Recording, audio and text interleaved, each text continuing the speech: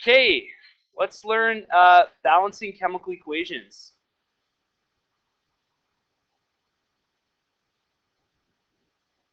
For goodness sake. There we go. Okay.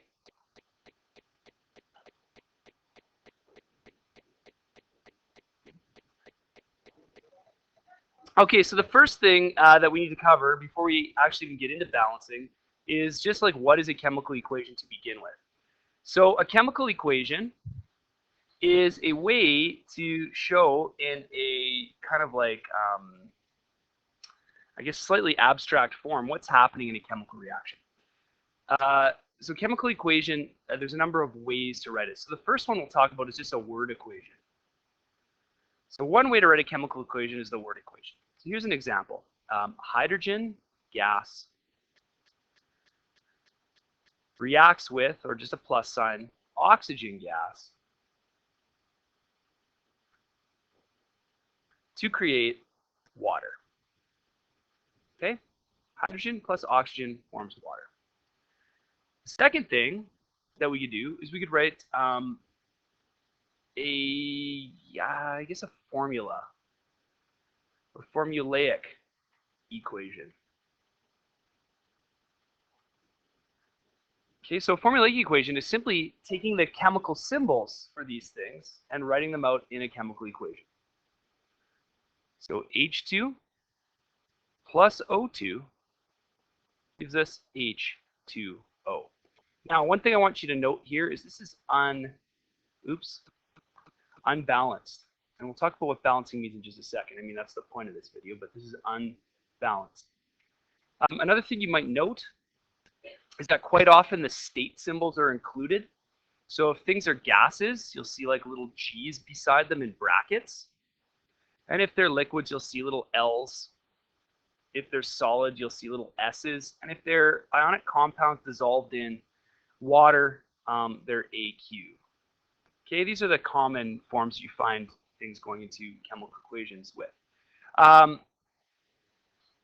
So if I take a look at this, okay, we did go over this yesterday, but I just want to make sure it's formalized in notes.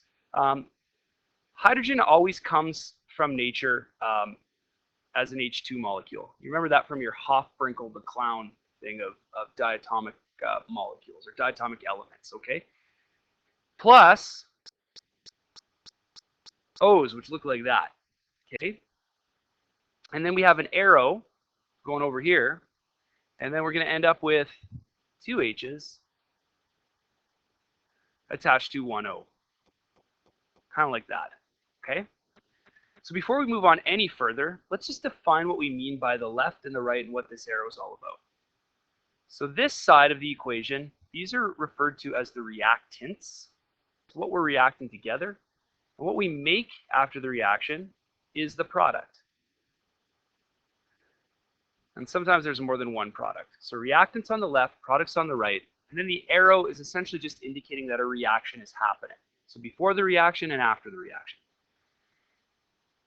Now, this is okay in some contexts to just say, hydrogen and oxygen react together to make water. However, it's kind of like not really showing what happens in nature. In nature, all chemical reactions obey the law of conservation of mass. Okay? And no matter what experiments you do, the weight of the reactants will always be exactly equal to the weight of the products. Now, since we use atomic theory to describe matter, what that must mean is all the atoms that are there in reactant form have to be there in product form, okay? So in order to make sure that we show this, we have to do what's called balancing the chemical reaction. So we have to imagine kind of like that we have sort of like a teeter-totter, if you want, and we can put a balance beam on the teeter-totter. And we just essentially have to make sure that that thing balances perfectly and that the number of atoms on the reactants side, not the number, but the number and nature of atoms on the reactant side exactly equals number and type of atoms on the product side. So you can see above that my little example is not balanced, okay? There's an O we haven't accounted for, right? There's 2 here, and there's only 1 here. So what we'll do in order to balance this out, and we can't just like plop an O over here, right? That doesn't really exist in nature, just a free O floating around. So the only way to balance is by changing the numbers of products and or of reactants and products. Okay. In real life, if you do this reaction and you get a complete reaction, so all the hydrogen, all the oxygen react, you will get a product of only water on the other side, right? So adding in, you know, a random atom over here just to balance it out is not the way nature works. So the only way to do it is, of course, to add first another water over onto this side. Okay, and then we realize that now we have 3 hydrogens on this side, and we're going to add another hydrogen over on this side. So now what we've done is we've made whatever's on the left. So if you look at it, that's 4 H's, right? 2 O's equal to, on this side, 2 O's, and of course 4 H's. All right, so we now have a balanced chemical reaction. So we're going to take the unbalanced reaction and we're going to use numerical prefixes to balance them. So the third way, and you know, the most common and kind of the way that chemists would do it, is a balanced chemical reaction.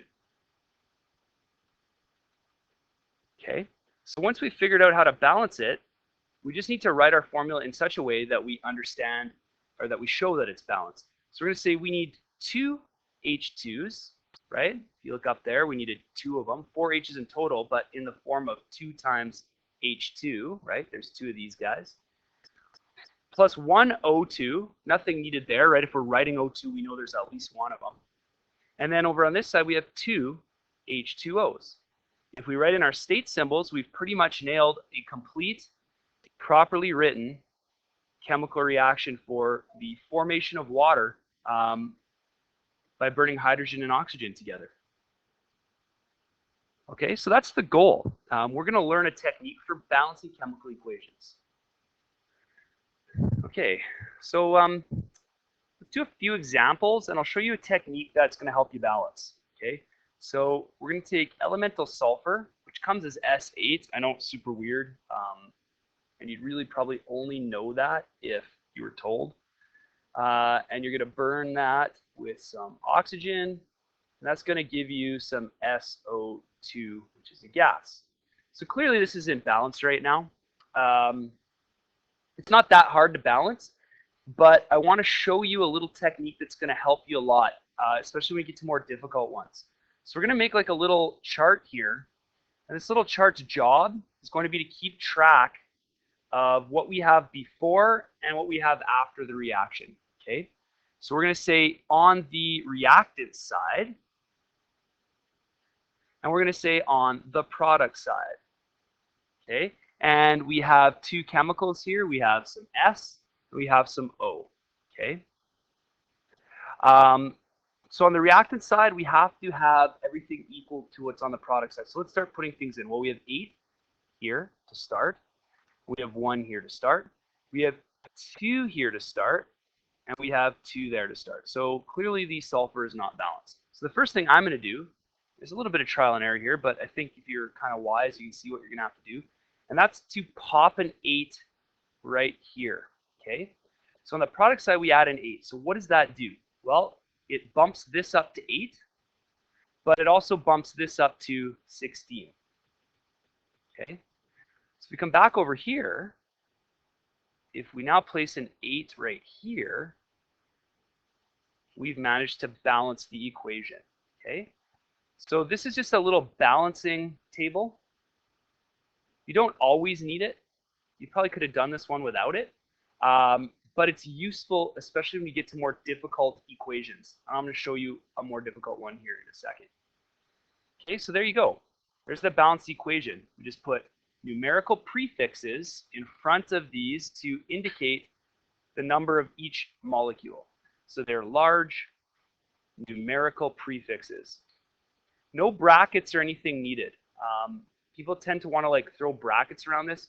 You don't do that for this. Okay, when you're balancing, if there's a number in front, people will know that you're just balancing the equation out. All right, let's try and balance the chemical equation for photosynthesis now. So we know that photosynthesis takes, let's do it in green because we're talking about photosynthesis, some CO2, right? It also requires some H2O, and it also requires energy. Sometimes chemists will write like an E in there saying energy needs to go in. I don't like that. I find that to be confusing. You just kind of have to know that energy goes in here, but every once in a while you'll see E as part of the reaction. I don't like that because it's not like a tangible thing. It's not like molecules or atoms that you have to balance. It's an idea. It's the ability to do work, right? It's a little more complicated than this video needs to get into right now. Okay, and then the products of this reaction are C6H12O6, that's glucose, plus O2. So we can do some state symbols. This is a gas. Water is usually in liquid form. This is actually probably dissolved. So we'll go AQ. It's not just ionic compounds that can dissolve. Sugars can too. Certain sugars can. And then gas. Okay, so let's write our little grid here. Okay, so we're always going to have two columns, like before and after. Then we're going to have a number of rows equal to the number of different elements we have. So in this case, we have carbon, oxygen, and hydrogen. So we'll need 3 rows. Okay, so let's start to fill this guy out and balance as we go. So here's our reactant side, and here's our product side. We got carbon, we got oxygen, we got hydrogen. So on the reactant side, 1 carbon, 3 oxygens, 2 hydrogens. On the product side, 6 carbons, 12 hydrogens, and 2, 6, 8 oxygen. Okay, so a little tip. When you're doing a reaction like this, one good idea is to leave something that's elemental to last. So don't come out of the gate trying to balance oxygens. So my suggestion with this is partially experience, but partially keeping that in mind. You don't want to balance your elements first. Let's balance carbon on the left side. There's only one here, so we're going to go ahead and put a 6 in front of CO2. There's 6 CO2s. So now we're going to update our chart. So we now have 6 C's. We have 12, 13 O's. Let's do that. 13 O's, right? 12, 13 O's. All right. And if I look over here, I've got 12 hydrogens hiding over here, right? 12 hydrogens. I only have 2 on this side. So my next one is I'm going to balance my water on this side. I'm going to put a 6 in front, and that should balance out my hydrogen. I have 12 hydrogens, but that also changed my O number, right? So now I have 12 O's plus 6 more O's, so I have 18 O's total. Okay, so C's are now balanced, H's are now balanced, but we're short on O's. So we have 6, so we need 12 more O's, right, to get up to 18. 6 plus 12 is 18.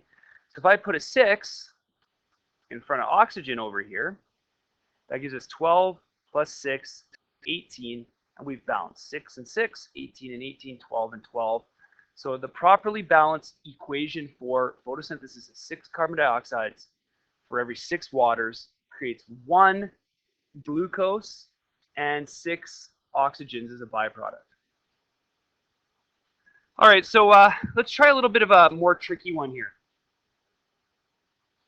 Trickier. So here's what we're going to try to balance.